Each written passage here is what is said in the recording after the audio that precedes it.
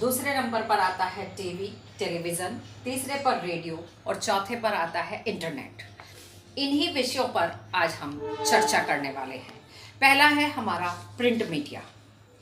Print media यानी मुद्रित माध्यम जनसंचार के आधुनिक माध्यमों में सबसे प्राचीन है, सबसे पुराना है और आधुनिक युग की शुरुआत मुद्रण अर्थात मुद्रित माध्यम से ही हुई थी। इसी का आविष्कार हुआ, इसी से शुरुआत हुई। हालांकि ऐसा मानते हैं कि इसकी शुरुआत चीन से हुई, परंतु आज हम जिस छापे खाने को देखते हैं उसके आविष्कार का श्रेय जर्मनी के गुटेनबर्ग को जाता है। छापाखाना अर्थात प्रेस के आविष्कार ने दुनिया की तस्वीर ही बदलकर रख दी है। यूरोप में पुनर्जागरण रेनेसां की शुरुआत में छापे खाने की अहम भूमिका रही थी। भारत में पहला छापाखाना सन 1556, अभी चल रहा है 2020, 1556 में गोवा में हुई थी। गोवा में खुला था पहला छापाखाना। इसे मिशनरियों ने अपने धर्म प्रचार की पुस्तकें छापने के लिए बनाया था, खोला था, बनाया था, निर्मित किया था। तब से अब तक मुद्रण अर्थात प्रिंट तकनीक में काफ़ी बदलाव आया है। निश्चय ही सुधार तो आते ही रहते हैं और मुद्रित माध्यमों का व्यापक विस्तार भी हुआ है। मुद्रित अर्थात प्रिंट माध्यम की कुछ विशेषताएं इस प्रकार से हैं। प्रिंट माध्यमों में छपे शब्दों में स्थायित्व होता है, परमानेंट होते हैं। हम उन्हें अपनी रुचि और इच्छा के अनुसार धीरे धीरे पढ़ सकते हैं। यह आवश्यक नहीं है कि बस अभी हमने साइट खोली और पढ़ लिया, या साइट पर तो खैर सेव भी कर सकते हैं। कुछ ऐसे होते हैं टीवी पर जो हम देख रहे हैं, आजकल तो बहुत सारे साधन हम रिकॉर्ड कर सकते हैं, लेकिन प्रिंट मीडिया की ये विशेष बात होती है कि लंबे समय तक उसको सुरक्षित रखा जा सकता है और हम कभी भी अपनी सुविधा के अनुसार उसको पढ़ सकते हैं। पढ़ते पढ़ते यदि कहीं रुक भी जाते हैं तो पुनः उसको शुरू किया जा सकता है, और यदि कोई ऐसा संदर्भ आ जाता है, कोई ऐसा प्रसंग आ जाता है कि जिस पर हमें विचार मनन करना है या कुछ और तहकीकात करनी है, तो वो भी हम रुक कर सकते हैं, हम पुनः उसको शुरू कर सकते हैं। इन्हें एक से अधिक बार या बार बार पढ़ा जा सकता है। लिखित रूप को तो पढ़ सकते हैं।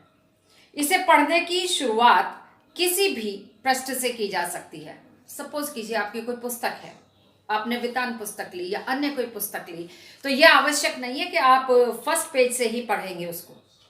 आपको जो स्टोरी पसंद है, जो चैप्टर आपको पसंद है, आप वो पढ़ सकते हैं, कहीं से भी पढ़ सकते हैं। यह आवश्यक नहीं है कि कोई नियम है कि आप पहले से ही पढ़ेंगे। इन्हें लंबे समय तक सुरक्षित रखकर संदर्भ की भांति प्रयुक्त भी किया जा सकता है। यदि कहीं कोई रेफरेंस देना होता है तो हम उन न्यूज़पेपर्स की या अन्य कोई उदाहरण की कटिंग्स को रख सकते हैं, और कहीं एग्जाम्पल यदि देना होता है हम उसको कोट कर सकते हैं। कई बार कोर्ट आदि में ऐसा किया जाता है। यह लिखित भाषा का विस्तार है, जिसमें लिखित भाषा की सभी या सारी विशेषताएं सम्मिलित होती हैं, निहित होती हैं। प्रिंट माध्यम की सीमाएं और उसकी कुछ खामियां या कमियां। निरक्षरों के लिए ये माध्यम बिल्कुल यूजलेस होता है, क्योंकि जो पढ़ा लिखा नहीं है उसके लिए तो बेकार है ये माध्यम। वो टीवी पर सुन सकता है, रेडियो में सुन सकता है, टीवी पर देख भी सकता है, पर यदि हम पुस्तक हाथ में पकड़ा देंगे, न्यूज़पेपर हाथ में दे देंगे, तो उसके लिए बेकार है, वो पढ़ नहीं सकता है। ये इसकी एक बहुत बड़ी कमी है। अक्सर ये क्वेश्चन आ जाता है। मुद्रित माध्यमों के लिए लेखन करने वाले को पाठकों के भाषा ज्ञान के साथ साथ उनके शैक्षिक ज्ञान और योग्यता का भी विशेष रूप से ध्यान रखना पड़ता है। ऐसा नहीं है कि हम बहुत ही क्लिष्ट भाषा आपके सम्मुख किसी के भी सम्मुख हम लिखकर प्रस्तुत कर दें कि आप इसको पढ़िए। नहीं, हमें ये देखना होता है कि कौन व्यक्ति किस तरह की योग्यता रखता है, उसके अनुसार ही जितने भी हमारे न्यूज़पेपर वाले हैं या मैगजीन वाले हैं, संपादक हैं, उनका एडिटिंग का काम यही होता है कि हमारा पाठक वर्ग जो है उसके भाषा ज्ञान पर आधारित या उसकी योग्यता के अनुसार ही हमें अपने लेखन को करना है ताकि वो समझ सके, अपना मनोरंजन कर सके। ये रेडियो, टीवी या इंटरनेट की तरह तुरंत घटी घटनाओं को संचालित नहीं कर सकते। आज घटना घटी है, कल न्यूज़पेपर में आएगी। साथ के साथ हमें टीवी की तरह न्यूज़ नहीं मिल सकती है, या नेट पर भी मिल जाती है, प्रकाशित होगा, पब्लिश होगा न्यूज़पेपर, तभी आपको मिल पाएगी। अखबार या पत्रिकाओं में समाचारों या रिपोर्ट को प्रकाशन के लिए स्वीकार करने की भी एक निश्चित सीमा होती है, समय सीमा होती है। यदि हमें कल के न्यूज़पेपर में कोई खबर छपवानी है तो वो हमें आज 2 से 2:30-3 बजे तक हमको न्यूज़पेपर ऑफिस में भेजनी होती है। यदि हम उसके बाद भेजेंगे तो कल के न्यूज़पेपर में वो नहीं छपेगी, और कल नहीं छपेगी तो वो कभी नहीं छपेगी, रद्दी की टोकरी में जाएगी। तो ये डेडलाइन वाला क्वेश्चन जो आता है वो इसी का है। प्रिंट मीडिया में लेखन के लिए कुछ ध्यान रखने योग्य बातें भी होती हैं कि प्रिंट मीडिया या मुद्रित माध्यम में लेखन किस प्रकार से करना चाहिए। मुद्रित माध्यमों में लेखक को जगह अर्थात स्पेस का भी पूरा ध्यान रखना चाहिए। जैसे किसी अखबार या पत्रिका के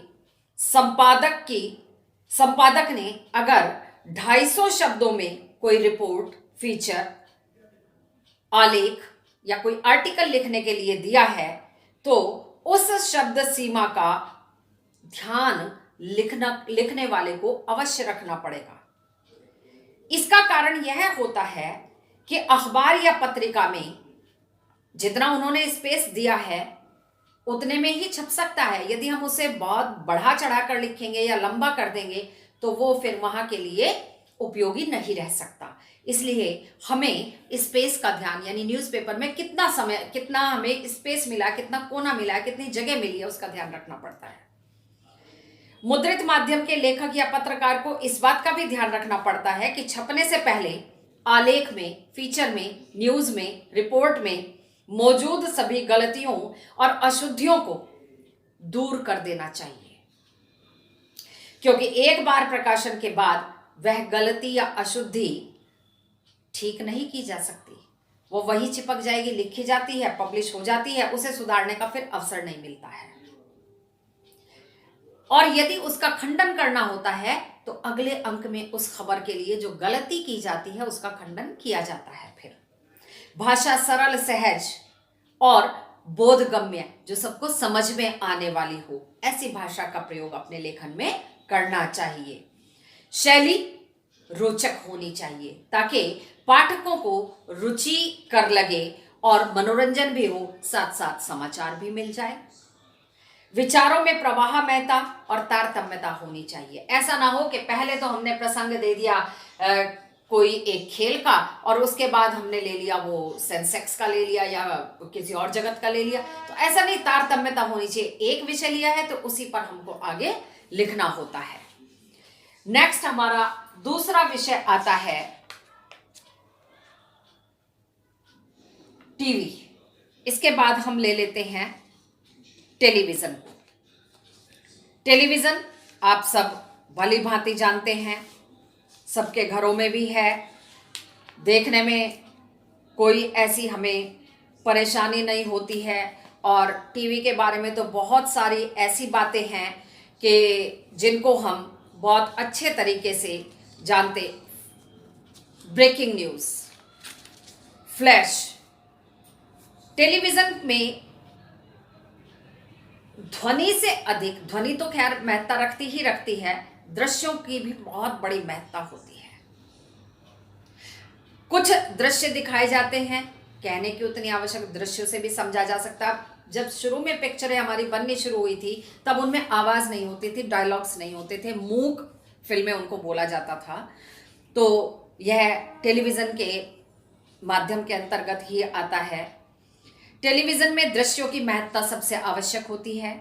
यह कहने की आवश्यकता नहीं है, बताने की आवश्यकता नहीं है कि टेलीविज़न देखने और सुनने का माध्यम है और इसके लिए समाचार आलेख या कोई भी स्क्रिप्ट लिखते समय इस बात पर विशेष ध्यान रखने की आवश्यकता होती है, जैसे हमारे शब्द पर्दे पर दिखने वाले दृश्य के अनुसार हों। जो दृश्य दिखाई दे रहा है शब्द भी उसी के अनुसार हो, क्योंकि डबिंग बाद में की जाती है।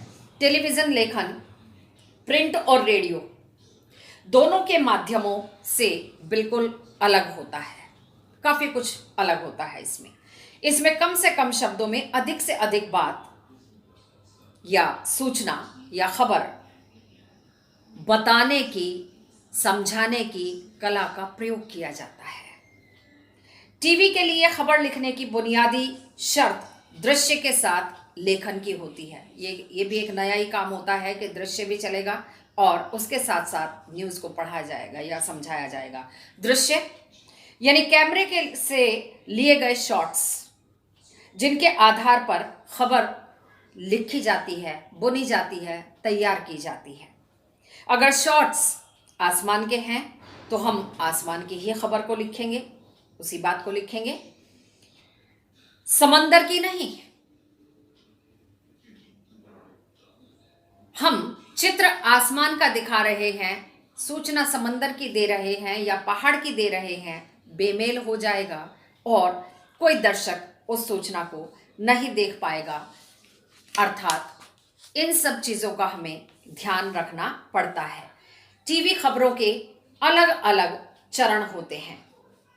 फ्लैश या breaking news, dry anchor, phone in, anchor bite, live, anchor package और एंकर विजुअल।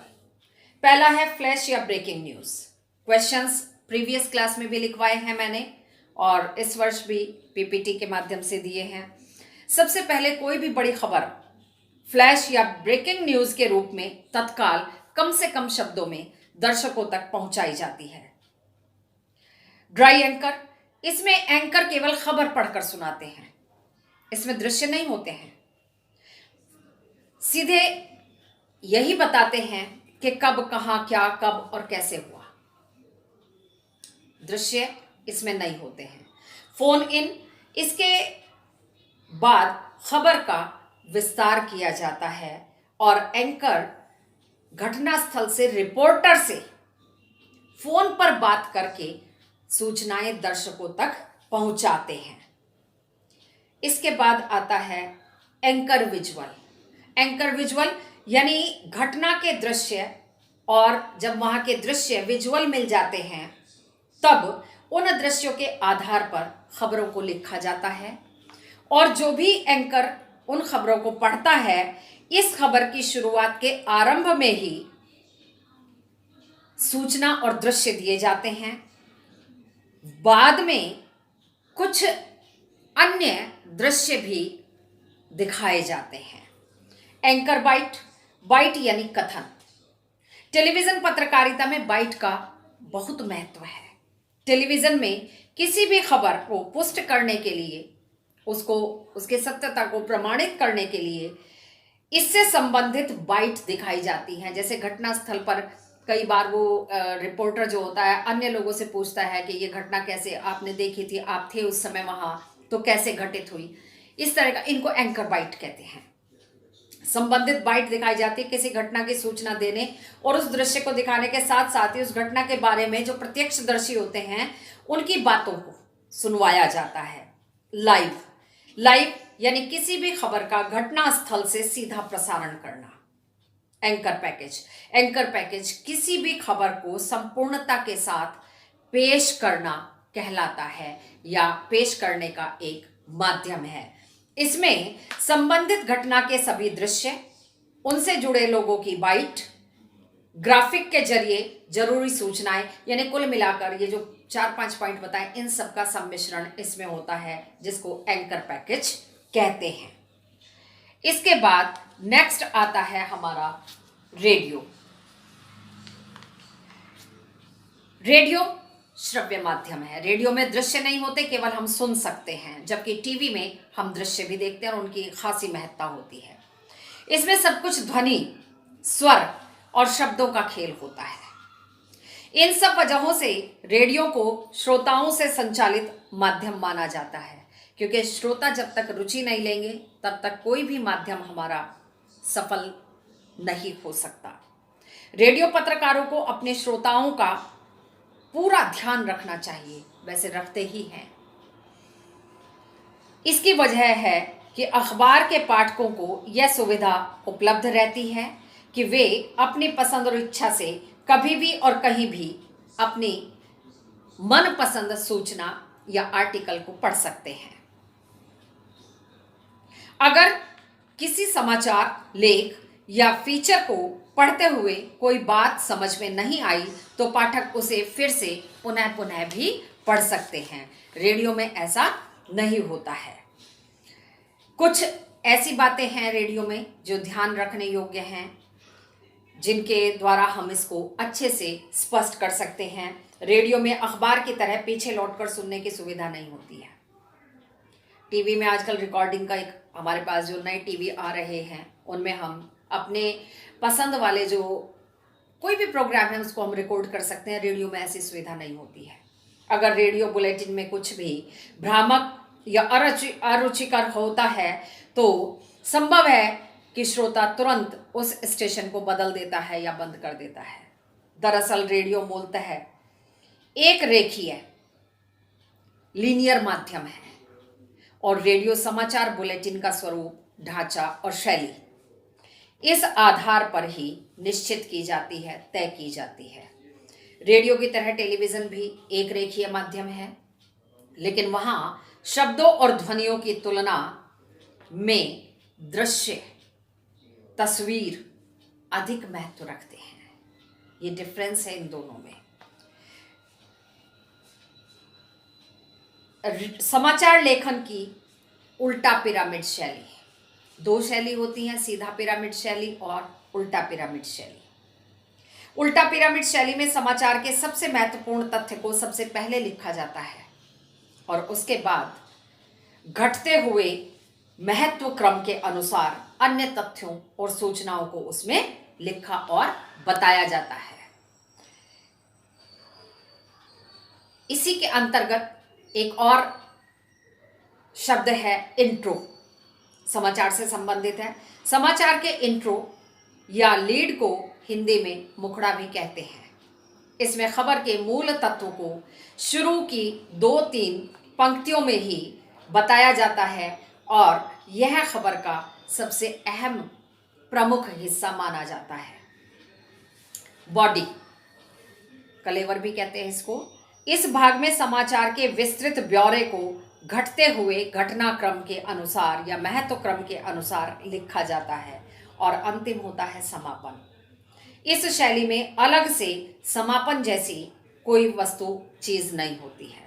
इसमें प्रासंगिक तथ्य, सूचनाएं दी जा सकती हैं और यदि आवश्यक है तो समय और जगह को देखते हुए भी आखिरी कुछ लाइनों में पैराग्राफ को, आखिरी वाले पैराग्राफ को हटाकर उस सारे समाचार को हम कुछ पंक्तियों में भी कन्वर्ट कर सकते हैं। इसके बाद हमारा चौथा टॉपिक आता है इंटरनेट। इंटरनेट आप सभी जानते हैं, आजकल तो हम जब से लॉकडाउन हुआ इंटरनेट का बहुत अधिक प्रयोग कर रहे हैं, सभी लोग कर रहे हैं। इंटरनेट को इंटरनेट पत्रकारिता, पर हमें यहाँ जो पढ़ना है वो आपके वाला इंटरनेट नहीं, हमें पत्रकारिता से संबंधित इंटरनेट पर चर्चा करनी है। ऑनलाइन पत्रकारिता, ऑनलाइन क्लासेस, साइबर पत्रकारिता या वेब पत्रकारिता जैसे विभिन्न नामों से इसे जाना जाता है। नई पीढ़ी के लिए अब यह एक आदत सी बनती जा रही है, क्योंकि बहुत सारे लोग जो हैं वो टीवी पर या रेडियो पर या न्यूज़पेपर में समाचार नहीं देखते हैं, वो सब फोन पर ही देख लेते, सारा काम चल जाता है इसी से। जो लोग इंटरनेट के अभ्यस्त हैं या जिन्हें 24 घंटे इंटरनेट की सुविधा उपलब्ध है, उन्हें अब कागज पर छपे हुए अखबार उतने ताजे और रुचिकर नहीं लगते, मनभावन नहीं लगते। उन्हें हर घंटे 2 घंटे में खुद को अपडेट करने की आदत लग चुकी है, इसीलिए उन्हें इंटरनेट हर समय चाहिए। वो हर समय अपडेट रहना चाहते हैं कि इस समय की कौन सी खबर है, कौन सी न्यूज़ है। इंटरनेट एक टूल ही नहीं बल्कि बहुत कुछ है। इंटरनेट सिर्फ एक टूल यानी औजार नहीं है जिससे केवल आप सूचना, मनोरंजन, ज्ञान या व्यक्तिगत या सार्वजनिक संवाद या जानकारी या एक दूसरे को भेजना, लेना, आदान प्रदान करना, इसके लिए ही नहीं केवल हम इसको प्रयोग कर सकते, बल्कि इंटरनेट जहां एक तरफ सूचनाओं का आदान प्रदान बहुत अच्छे तरीके से करता है, उसके लिए एक अच्छा साधन है, वहीं वह हम जो हमारा ऐसा वर्ग है जिसको ये पता नहीं कि इंटरनेट पर क्या देखना चाहिए, क्या नहीं देखना चाहिए, क्या सही है और क्या गलत है, अश्लीलता, भ्रामक प्रचार, दुष्प्रचार और कई तरह की गंदगी फैलाने का काम भी करते हैं। मैंने कहा ना, चूंकि पता नहीं होता कि क्या देखना है क्या नहीं देखना है। इंटरनेट पर पत्रकारिता के भी 2 रूप होते हैं। पहला है इंटरनेट का एक माध्यम जो खबरों के संप्रेषण के लिए, उनको भेजने के लिए प्रयोग किया जाता है, और दूसरा है रिपोर्टर अपनी खबर को एक जगह से दूसरी जगह तक ईमेल के माध्यम से भेजता है। समाचारों के संकलन यानी इकट्ठा करना, खबरों के सत्यापन तथा पुष्टिकरण में भी इसका प्रयोग किया जाता है। इंटरनेट पत्रकारिता क्या है? इंटरनेट पर अखबारों का प्रकाशन या खबरों का आदान प्रदान ही वास्तव में इंटरनेट पत्रकारिता कहलाता है। इंटरनेट पत्रकारिता का इतिहास क्या है? विश्व स्तर पर इंटरनेट पत्रकारिता के स्वरूप और विकास का पहला दौर था 1982 से 1992 तक, जबकि दूसरा दौर 1993 से 2001 तक का है और तीसरा दौर इंटरनेट पत्रकारिता 2002 से अब तक है। और भारत में इंटरनेट पत्रकारिता कब शुरू हुई? भारत में इंटरनेट पत्रकारिता का अभी दूसरा चरण ही या दूसरा दौर ही चल रहा है। भारत के लिए पहला दौर 1993 से शुरू माना जा सकता है, जबकि दूसरा दौर 2003 से 2003 से शुरू हुआ। पहले दौर में हमारे यहाँ कुछ ऐसे प्रयोग हुए, .com का तूफान आया और बुलबुले की तरह, जैसे बुलबुला फूट जाता है पानी का, ठीक वैसे ही वो फूट गया, समाप्त हो गया। अंततः वही टिके रह पाए जो मीडिया उद्योग में पहले से ही जमे हुए थे, टिके हुए थे। आज पत्रकारिता की दृष्टि से times of India, Hindustan times, Indian express, Hindu, Tribune, statesman आदि बहुत सारे हैं, आउटलुक है और आज तक है, इन सब की बहुत अच्छी साइट्स हैं। इंडिया टुडे जैसी कुछ और भी साइट हैं जिनको हम पेमेंट के बाद देख सकते हैं। कुछ तो ऐसी हैं कि हम यूट्यूब पर देख लेते हैं और कुछ ऐसी हैं कि जिनको, हालांकि पेमेंट तो इसमें भी करते हैं, पर कुछ को हम एक निश्चित जो उनका मंथली पैकेज होता है उसको देकर ही हम देख सकते हैं। हिंदी नेट संसार, हिंदी में नेट पत्रकारिता वेब दुनिया के साथ शुरू हुई। इंदौर के नई दुनिया समूह से इसकी शुरुआत हुई। यह पोर्टल हिंदी का संपूर्ण पोर्टल है। इसके साथ ही हिंदी के अखबारों ने भी विश्व जाल में अपनी उपस्थिति दर्ज करानी शुरू कर दी। आज हम केवल यहीं तक पढ़ेंगे, यहीं तक सीखेंगे। अगले अंक में एक नए विषय के साथ, फीचर, आलेख, रिपोर्ट आदि के साथ मैं आपके समक्ष आऊंगी।